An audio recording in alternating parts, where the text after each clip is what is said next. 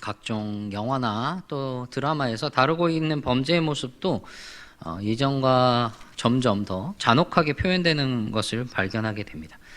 여러분, 죄를 지어서 그 죄에 대한 판결을 받아요. 그러면 이제 징역 판결을 받으면 교도소를 가잖아요.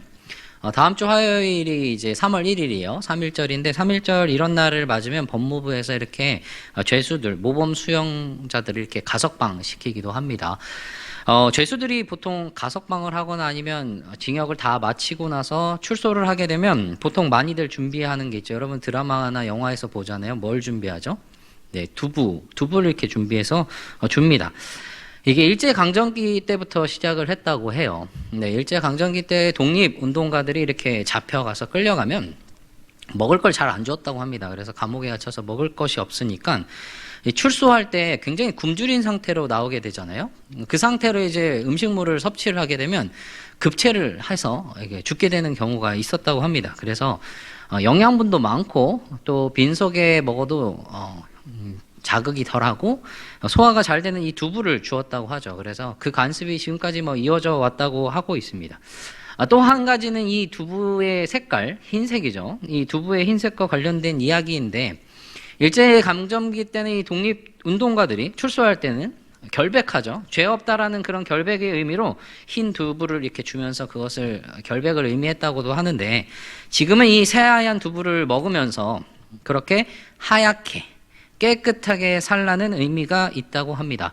다시 이전으로 돌아가지 말라라는 그런 의미가 있다는 것이죠.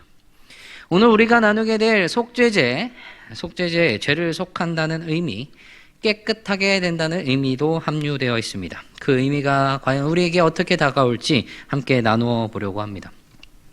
앞서서 우리는 번제, 소제, 화목제를 함께 나누었어요. 이 세 가지 제사를 통해서 하나님 앞으로 나아가는 우리의 모습에 대해서 생각을 해보았습니다. 우리에게 값없이 주신 그 은혜, 그리고 그 은혜에 합당하게 나아가는 그 우리의 모습, 그리고 하나님께서 선물로 주신 우리의 삶, 그 감사와 충성의 고백으로 그 부패하지 않는 우리의 삶의 모습, 그리고 하나님과 화목하게 하신 그 은혜를 기쁨과 즐거움으로 누리면서 서로 간의 화목을 누리는 우리의 모습, 그러한 모습을 함께 번제와 소제와 화목제를 통해서 함께 나누어 보았습니다. 오늘 우리가 나눌 내용 속죄제입니다. 속죄제는 4장 1절에서부터 5장 13절까지 이렇게 기록이 되어 있습니다. 상당히 길게 기술이 되어 있어요. 이 앞에서 레위기 앞부분에서 기록하고 있는 5가지 제사 중에서 가장 길게 이야기했어요. 그렇게 가장 길게 이야기한 이유가 있었던 것이죠. 4장 1절이 시작을 하면서 하나님께서 모세에게 말씀하셨다라는 그 동사, 다바르라는 동사로 시작을 합니다. 이 동사가 시작하는 그 등장하는 특징이 있는데요. 큰 단원들을 이렇게 나눠주는 특징을 가지고 있고 또 중요한 세부적인 단락들을 이렇게 전환해주는 그런 전환점으로 사용되고 있는 것이죠. 그러니까 4장 1절에서 이렇게 말씀하셨다, 다바르라고 이제 사용된 것은 이 앞선 3가지 제사, 번제와 소제와 이 화목제, 그리고 이어지게 될 속죄제와 그 속건제 이 부분을 나누어주는 전환점 역할을 하고 있다는 것이죠. 이전의 3가지 제사, 번제와 소제와 화목제, 이제 나오게 될 속죄제와 속건제가 조금은 성격이 다른 모습을 이 전환점을 통해서 표현을 해주고 있는 것이죠.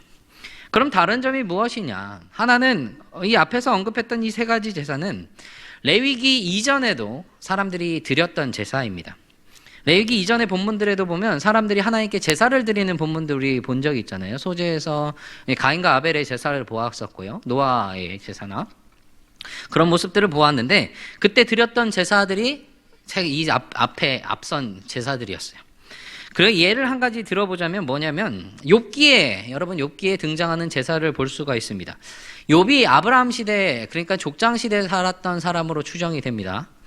이 욥기 1장을 보면요, 욥이 자신의 자녀들이 그 생일마다 이제 잔치를 여는데 그때 자신의 자녀들이 혹시나 죄를 범하여서 하나님을 욕되게 하였을까 걱정하면서 이 자녀들의 수대로 제사를 드립니다. 레위기에서 이야기하고 있는 이 규례대로, 제사를 드리는 그 규례대로 살펴보면 욥이 드려야 하는 제사가 무엇이어야 되냐면 속죄제가 되었어야 해요. 왜냐하면 자녀들이 혹시나 하나님께 죄를 지었을까 하면서 제사를 드렸기 때문입니다. 그런데 성경은요, 욥기에서는 그가 드린 제사를 무엇이라고 이야기를 하냐면 번제를 드렸다라고 이야기를 합니다. 그러니까 선조 시대 때는, 이 레위기 이전의 시대 때 제사를 드릴 때는 그 번제 가운데 속죄제와 그 속건제의 기능을 함께 두고 있었던 것으로 보이는 것이죠. 그래서 레위기에서는 이제 시간이 지나서 오늘 본문에서는 하나님께서는 이 레위기에서 속죄제와 속건제를 구분해서 드리도록 하셨어요.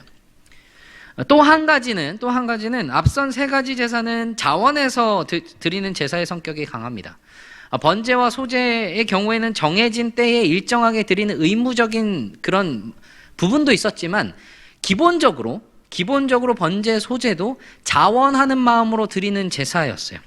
화목제는 특정한 상황에 드리지만 더 자원하는 것들이 성격이 더 강하게 나타나죠. 그런데 이 속죄제와 속건제는 다릅니다. 어떤 상황과 여건에 따라서 의무적으로 반드시 드렸어야 합니다. 반드시. 그래서 처음에 그 세 가지 제사들은 이미 이들이 많이 알고 있던 제사였기 때문에 어떻게 제물을 준비하고 어떻게 제물을 드리는지에 대해서 그 내용이 강조가 되었다면, 이 속죄제와 속건제는 언제 어떠한 상황에서 제사를 드려야 하는가에 대한 초점에 더 맞춰져 있습니다. 그래서 이 속죄제에 대한 기사가 가장 길게 이렇게 기록이 되어 있어요. 첫 번째는 이스라엘 백성들에게 생소하기 때문에 길게 하나씩 상세하게 하나님께서 설명을 해주셨고요. 그 목적과 정황, 어떻게, 언제, 왜 드려야 하는지에 대해서 쭉 기록을 하고 있기 때문에 이 여러 상황에 대한 설명들이 길게 기술이 되어 있던 것이죠. 그럼 이 속죄제는 어떤 상황에서 제사를 드리느냐? 어떤 범죄의 경우에 그것으로 인해서 허물이 있을 때 제사를 드리는 게 바로 이 속죄제입니다. 그러니까 단어 자체로만 생각을 해도 속죄제잖아요. 속죄. 그러니까 죄로 인해서 속죄 제물을 드린다는 것이죠.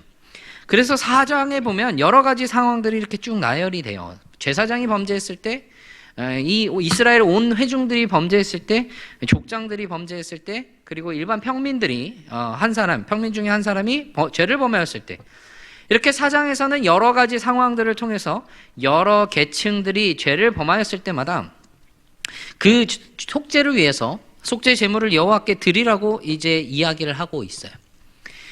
그래서 제일 먼저 나오는 게 제사장인데요. 3절에 보면 기름 부음을 받은 제사장이 범죄하여라고 이야기를 합니다.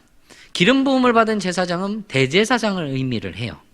그러니까 대제사장이 죄를 범했을 때는 그 죄를 용서받기 위해서 제물을 무엇을 드려야 했냐면 흠 없는 수송아지를 드려야 했습니다. 그것을 속죄제물로 삼아서 여호와께 드려야 했던 것이죠. 여러분, 번제에 대해서 나누면서 이야기를 했었죠. 흠 없는 수송아지, 무엇이에요? 가축 중에서, 자신이 가지고 있는 가축 중에서 가장 귀한 겁니다. 그러니까 대제사장이 죄를 지어서 속죄하기 위해서는 제물 중에서 가장 귀한 것, 가장 비싼 것을 바쳐야 했다는 것이죠. 그런데 그와 똑같은 제물을 바쳐야 하는 또 하나의 상황이 있었습니다. 그 바로 다음에 이어지는 이스라엘 온 회중의 범죄였어요. 온 회중이 죄를 범한 경우에도 이 흠없는 수송아지를 속죄제로 드려야 했습니다. 그리고 다음으로 이어지는 족장들의 경우에는 흠없는 염소를 속죄제물로 드렸고요. 그리고 평민 내 한 사람이 죄를 범한 경우에는 흠없는 암염소나 흠이 없는 암양을 이렇게 제물로 바쳤다는 것이죠. 대제사장, 온 회중, 그리고 족장들, 평민들까지 이어지는 동안 이들의 신분에 따라서, 그러니까 이스라엘 백성들 안에서 그들이 맡고 있는 책임의 역할에 따라서 이 제물이 달라졌다는 것이죠. 그런데 그 각기 제물들은 다르지만 그것을 처리하는 것은 흡사합니다. 그리고 그 의식들은 번제나 화목제, 이전에 동물로 제사를 드리던 것과 비슷해요. 그러니까 제사를 드리는 봉헌자가 자신의 예물을 회막문에 가지고 오죠. 그리고 그것을 그 머리에 손을 얹고 제물에 안수를 합니다. 대제사장의 경우에는 대제사장이, 회중들의 경우에는 다 할 수 없으니까 대표격으로 장로들이, 그리고 족장들의 경우는 그 족장이, 그리고 평민 중에 한 사람이라면 그 평민이 그렇게 안수를 해요. 그리고 그것을 잡습니다. 여기까지는 제사의식이 동일해요. 그런데 이 이후에 속죄제에만 등장하는 독특한 의식이 있습니다. 번제와 화목제물은 이렇게 동물을 잡으면 어떻게 했죠? 그 피를 제사장이 받아서 제단 사방에 뿌렸습니다. 그런데 속죄제의 경우에는 피의 일부를 가져다가, 그 중에 일부를 가져다가 특별한 용도로 사용을 합니다. 그 용도는요, 제사를 드리는 사람들의 신분에 따라서 달라집니다. 어떻게 사용하냐면, 기름 부음을 받은 제사장이나 아니면 이 온 회중이 잘못을 했을 경우 그들의 속죄제를 드릴 경우에는 제사장이 이 피를 가지고 회막 안으로 들어갑니다. 성막 안으로 들어가는 거죠. 그래서 그 안에서 이 피를 손가락으로 찍어서 성소와 지성소 사이에 있는 휘장에 7번 뿌립니다. 그리고 그 피를 뿌리고 나서 그 성소 안에 있는 회막 안에 그 향단의 뿔들에 이 피를 발라요. 향단의 네 모서리에 있는 뿔들에 돌아가면서 이렇게 고루고루 피를 바르는 것이죠. 이러한 의식이 어디에서 일어났느냐? 회막 안에 성소에서 일어났습니다. 이 성소는요, 성막이라는 것 자체는 거룩한 곳입니다. 하나님이 임재하시는 상징인 이 거룩한 장소예요. 그 거룩한 곳 중에도 제일 거룩한 곳이 어디냐면 지성소예요. 하나님의 언약궤가 있는 그 지성소죠. 그 다음으로 거룩한 장소가 바로 성소입니다. 제사장 말고는 이 성소 들어갈 수 없습니다. 그리고 지성소는 1년에 한 번 대제사장만 들어갈 수 있었어요. 속죄일에. 나중에 나누겠지만. 이 성소에서 그 거룩한 의식들이 거행되었다는 겁니다. 거룩한 의식들이죠. 거룩한 행위들이었다는 겁니다. 그리고 남은 피들은 번제단 밑에 쏟습니다. 그리고 화목제와 같이 기름 부위를 떼어서 제사를 드리고 화제를 드리고 남은 부위들은 가지고 나가요. 진영 밖으로 가지고 나가서 거기 재 버리는 곳에서, 정결한 곳에서 불태웠습니다. 그런데 족장들이나 평민들의 속죄를 드릴 때는요, 피를 가지고 성소 안에 들어가지 않습니다. 성소 안에 들어가지 않고 성소 바깥의 회막들에 이 번제단의 뿔에, 그러니까 네 모서리의 그 뿔들에 피를 똑같이 발라요. 그리고 나머지 피들을 번제단 밑에 쏟습니다. 그리고 이 경우에는 떼어낸 기름은 제단에 불사르고 나머지는 제사장들에게 주어집니다. 속죄제에서 이렇게 피를 가지고 굉장히 독특한 의식을 치르고 있어요. 피를 바르는, 피를 뿌리는 이런 의식을 치르고 있죠. 이게 과연 무엇을 의미를 하는 것일까요? 굉장히 상당히 이렇게 복잡하게, 이럴 때는 이렇게 피를 뿌리고 저럴 때는 저렇게 뿌리고 이런 여러 가지 다르고 복잡한 그 피를 사용하는 의식들이 어떻게 사용되느냐, 마치 청소를 하듯이 성막 곳곳에, 성막 안이나 회막들이나 죄로 인해서 더러워진 것들을 제물의 피로 닦아내는 역할을, 그런 작업들을 형상화하고 있는 모습이라는 것이죠. 더러운 것을, 오염된 것을 피로 깨끗하게 하는 것을 보여주고 있다는 것입니다. 그런데요, 여러분, 죄를 지었다라고 할 때, 죄로 인해서 오염되었다라고 할 때 보통 무엇을 이야기하죠? 사람이나 혹은 공동체에 대해서 이야기를 합니다. 그런데 이스라엘 진영 안에 그 가운데에 회막과 그 안에 그 거룩한 기물들을 피로 닦아야 한다, 이것들이 오염되었다라고 말하는 것은 무엇일까요? 한번 생각해 보게 되는 것입니다. 여러분, 성막이 무엇의 상징이라고 했죠? 하나님이 임재하시는 곳의 상징입니다.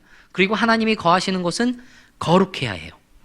거룩하지 않고서는 거룩하신 하나님이 거하시지 않기 때문입니다. 반대로 이야기하면요, 죄로 오염된 상태로는 하나님께로 나아갈 수가 없다는 겁니다. 하나님께서 기쁘시게 받으실 제사를 드릴 수도 없고, 하나님의 내주하시는 그 은혜를 받을 수도, 하나님께 나아갈 수도 없다는 것을 이야기를 하고 있는 것이죠. 이것을 통해서 우리가 알 수 있는 것은요, 누구든지 어떠한 사람이든지 하나님 앞에 나아가기 위해서 반드시 해결해야 할 문제가 있다는 겁니다. 신분이 어떻든, 높고 낮음에 상관없이, 부와 명예와 지식과 그 어떤 것에도 상관없이 하나님께로 나아가기 위해서는 반드시 해결해야 할 문제가 있다는 거예요. 그게 바로 죄의 문제입니다.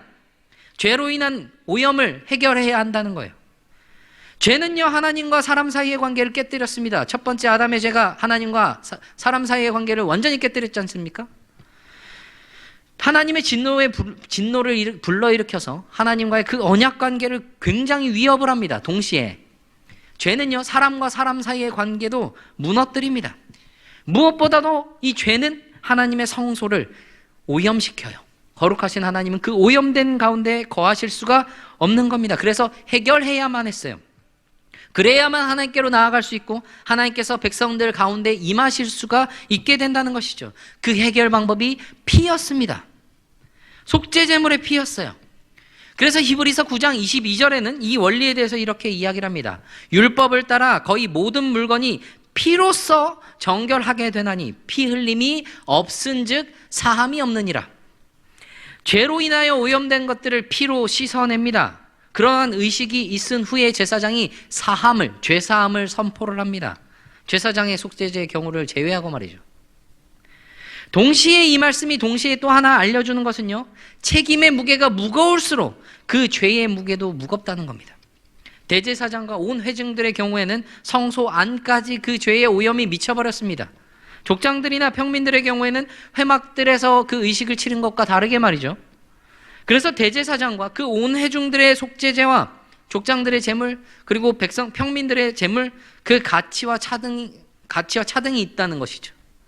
우리는요, 우리가 하나님의 백성으로서 분명한 책임과 그 의무의 무게가 있다는 사실을 분명히 기억을 해야 됩니다. 그게 얼마나 무거운지 우리는 생각을 해야 한다는 것이죠. 그럼 이런 속죄제를 드리는 경우가 무엇이었느냐? 어떤 죄의 경우에 이 속죄제를 드렸느냐? 1절과 2절에 보면 이 속죄제 규례의 서론적인 설명이 이렇게 기록이 됩니다. 2절에 보면요, 뭐라고 이야기하냐면 누구든지 여호와의 계명 중 하나라도 그릇 범하였으되, 개역개정 성경에서는 그릇 범하였다라고 이야기를 합니다.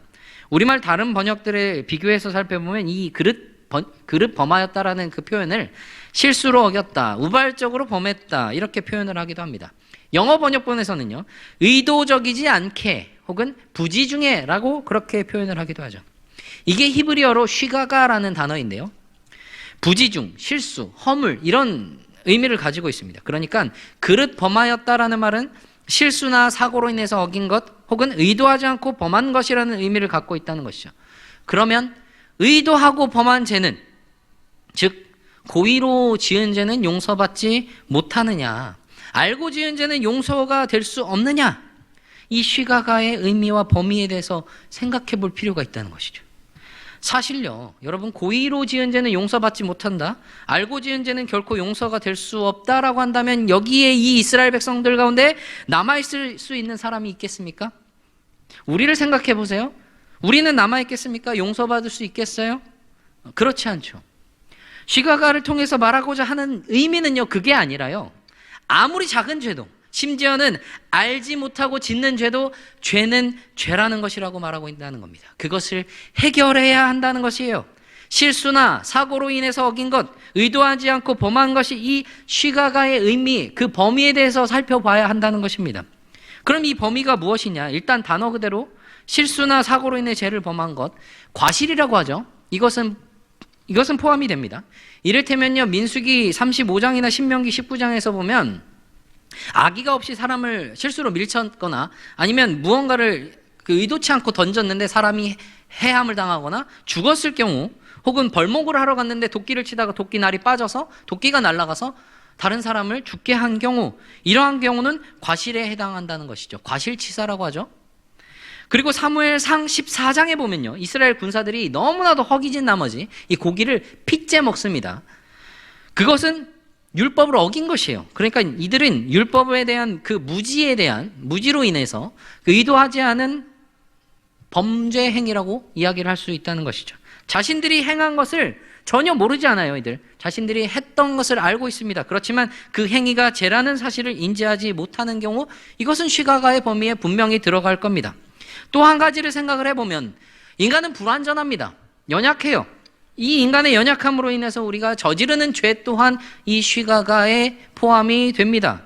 죄가 되는지는 알고 있지만 우리의 연약함으로 인해서, 인간의 한계로 인해서 그 죄를 지으려는 것에 대한 그 욕구를 이겨내지 못하는 것이죠. 저항하지 못하고 죄를 범해버린 것, 그것 또한 포함을 하고 있다는 것입니다.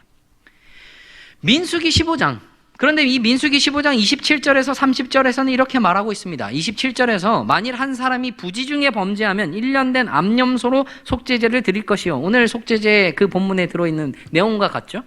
28절에서는 제사장이 여호와 앞에서 그 사람의 죄사함을 선포하라고 하십니다. 그리고 29절에서는 이스라엘 자손 중에 본토 소생이나 거류하는 타국민이나, 그러니까 이스라엘 안에 거하는 모든 이들에게 그 동일하게 법이 적용된다고 이야기를 하세요. 그리고 30절에서 본토인이든지 타국인이든지 고의로 무엇을 범하면 누구나 여호와를 비방하는 자니 그의 백성 중에서 끊어질 것이라. 고의로 범하면 백성 중에서 끊어진다, 용서받지 못한다라고 이야기를 하고 있다는 거예요. 그럼 여기에서 말하는 고의는 무엇인가? 앞에서 이야기한 그 의도하지 않은, 그 비고의의 반대말일까요? 의도했던?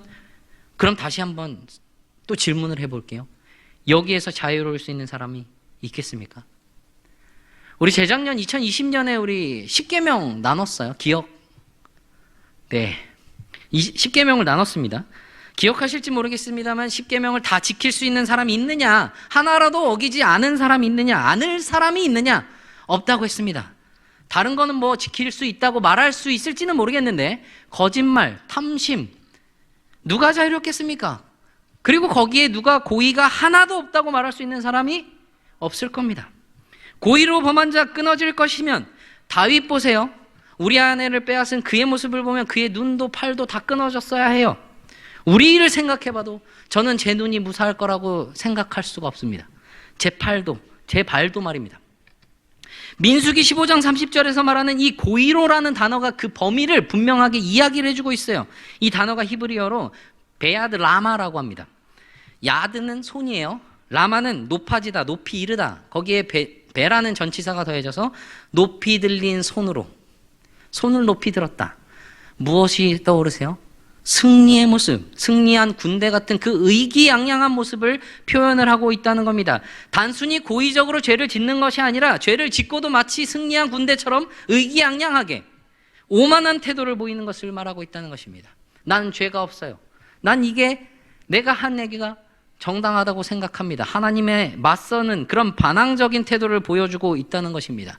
속죄제로 해결할 수가 없어요. 왜냐하면요, 앞에서 이야기했던 그 두 가지 과실로 혹은 의도하지 않은, 아니면 인간의 연약함으로 그 욕구에 저항하지 못해서 그 지은 죄들, 그 죄들을 사함을 받기 위해서는요 반드시 선행되어져야 하는 것이 있어야 하기 때문입니다. 제사 속에 들어있는 내용 무엇이냐? 죄의 고백. 죄의 고백이 분명하게 들어있어야 해요. 아무리 작은 죄도 알지 못하는 죄도 해결해야 합니다. 그러기 위해서 반드시 이어져야 할 것이 죄의 고백이라는 거죠. 요한일서 1장 9절 10절에 보면 만일 우리가 우리 죄를 자백하며 그는 미쁘시고 우로사 우리 죄를 사하시며 우리를 모든 불의에서 깨끗하게 하실 것이요 만일 우리가 범죄하지 아니하였다 하면 하나님을 거짓말하는 이로 만드는 것이니 또한 그의 말씀이 우리 속에 있지 아니하니라. 우리의 죄를 주님 앞에 고백하며 용서해 주시기를 구해야 한다는 겁니다. 우리의 불의함, 우리의 연약함, 우리의 교만함, 우리의 오만함, 그 모든 것들을 말이죠. 그런데 오만한 태도로 의기양양하게 그런 모습으로 죄를 범하는 자, 결코 자신이 범죄하지 않았다고 말하는 사람, 그런 사람은 하나님을 거짓말하는 자로 만드는 사람이라고 요한일서는 이야기를 하고 있다는 것이죠.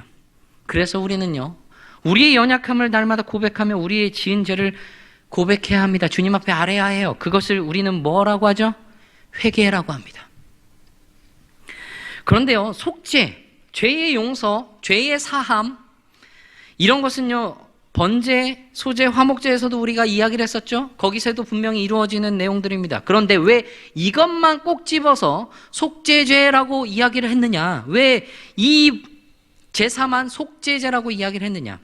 속죄제에서 이야기하고 있는 또 한 가지 5장 1절부터 13절의 내용입니다. 바로 정결의 문제예요. 부정으로부터 야기되는 문제를 해결해야 하는 것입니다. 이들 속죄제를 드려야 합니다. 이 속죄제가 다시 말하면 좀 더 정확하게 표현하자면 정결제라는 것이죠. 그 부정, 그 그 부정으로부터 야기되는 그 문제를 해결해야 할 때 양이나 염소 혹은 그에 미치지 못하면 산비둘기나 집비둘기 2마리 아니면 그것도 안 되면 고운 가루라도 속죄 제물을 드려야 해요. 이것을 통해서 분명하게 보여주는 그 속죄제의 주요한 기능, 속죄제에서 독특한 의식이 무엇이었죠? 피를 뿌리는 의식.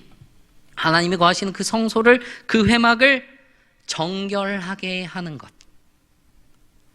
속죄제라는 이 단어에서 이 번역된 히브리어가 하타트라는 단어예요. 죄, 속죄 번역되지만 또 하나의 단어 정결, 정결하게 하다. 바로 이 속죄제 안에 담겨져 있는 의미가 바로 정결이라는 의미입니다. 죄로 인한 오염, 부정함입니다. 부정한 행위를 했거나 부정한 것들에 닿은 것, 부정함이에요. 그 부정함을 정결하게 하는 것이 바로 이 속죄제라는 것이죠. 다시 말하면 이 정결제의 중요한 기능이라는 겁니다. 레위기에서는 그 기능을요, 핏뿌림을 통해서 성소를, 예배의 처소를 정결하게 했습니다. 히브리서 9장 22절 아까 읽었죠? 피로써 정결하게 된다라고 말씀한 이후에 9장 25절과 26절에서는 이렇게 이야기를 해요. 대제사장은 해마다 짐승의 피를 가지고 성소에 들어가지만 그리스도께서는 여러 번 바치실 필요가 없이 단번에 죄를 없이 하기 위해서 자기 몸을 제물로 바치셨다. 그리스도께서 피로 세우신 새 언약, 그리스도께서 그 보혈을 흘리심으로 우리에게 주신 그 생명, 속죄, 정결하심, 그 아래에 있는 신약의 백성도 우리들은 무엇을 정결하게 하느냐? 예배자인 우리 자신을 정결하게 한다는 겁니다. 하나님께서 거하시는 성령의 전인 우리를 정결하게 해야 한다는 거예요. 그것을 위해서 필요한 건 무엇이라고 그랬죠? 선행돼야 하는 것, 죄의 고백, 회개 있어야 한다는 것입니다. 우리가 알게 모르게 짓는 죄들, 우리의 연약함, 교만함, 그러한 죄에 대한 철저하고 처절한 회개가 있어야 한다는 겁니다. 그런 회개의 참 모습은요, 참된 회개는 죄의 고백에서 그치는 것을 거기서 끝나는 것이 아닙니다. 회개는 단순히 우리 죄를 고백하고 용서해 주시기를 바라는 것에서 멈추는, 마치 고해성사, 성당에서 하는 고해성사와 같은 것에서 멈추는 것이 아니라는 거예요. 요한복음 8장에 보면 가늠한 여인에 대해서 한 기사가 있습니다. 사람들이 가늠한 여인을 끌고 와요, 예수님께로. 예수님을 어떻게 고발할 조건을 찾으려고 이 여인을 끌고 와서 예수님께 이 여자를 어떻게 하겠습니까? 라고 묻습니다. 예수님께서 손을 굽히시고 땅에 무언가를 쓰십니다. 그리고 일어나셔서 하신 말씀, 너무나 유명한 말이죠. 너희 중에 죄 없는 자가 이 여자를 돌로 치라. 그리고 다시 땅에 무언가를 쓰십니다. 그때 여인을 끌고 온 사람들은 양심의 가책을 느껴요. 그리고 다 떠나갑니다. 여인만 남습니다. 예수님께서 혼자 남은 그 여인에게, 그 여자에게 너를 고발하던 사람들이 다 어디 있느냐고, 너를 정죄한 사람이 한 사람도 없느냐고 그렇게 물으십니다. 여인이 주님, 한 사람도 없습니다라고 이야기를 하죠. 그때 예수님께서 말씀하신 것, 나도 너를 정죄하지 아니하노니 가서 다시는 죄를 짓지 말아라. 참된 회개는 이것입니다. 돌아가서 다시는 죄를 짓지 마라. 여전히 우리는 연약해요. 욕구 앞에, 유혹 앞에 무너질 때가 너무나도 많습니다. 우리는 하나님과의 관계를 온전하게 세우기 위해서 우리 자신을, 예배자인 우리를 정결하게 해야 합니다. 그러기 위해서 필요한 우리의 모습이요, 주님 앞에 겸손하게 우리의 연약함을, 우리는 너무나도 연약합니다, 그 죄된 모습을, 주님 우리는 죄인입니다라는 그런 회개하는 모습으로 나아가야 한다는 것이에요. 그리고 그 참된 회개의 모습, 돌아가서 다시는 죄를 짓지 말아라. 여전히 그렇게 하지 못하는 우리의 모습이 있지만 그래도 끊임없이 우리 자신을 정결하게 하기 위하여, 다시 죄를 짓지 않기 위하여 겸손하게 우리 연약함 주님께 내려놓고 주님께서 정결하게 하실 때 우리가 깨끗게 될 수 있습니다. 주님, 내가 다시 돌아가 죄를 짓지 않게 붙들어 달라고, 그렇게 간절하게 주님을 붙들며 살아가는 저와 모든 청년 여러분들이 되시기를 간절히 바랍니다.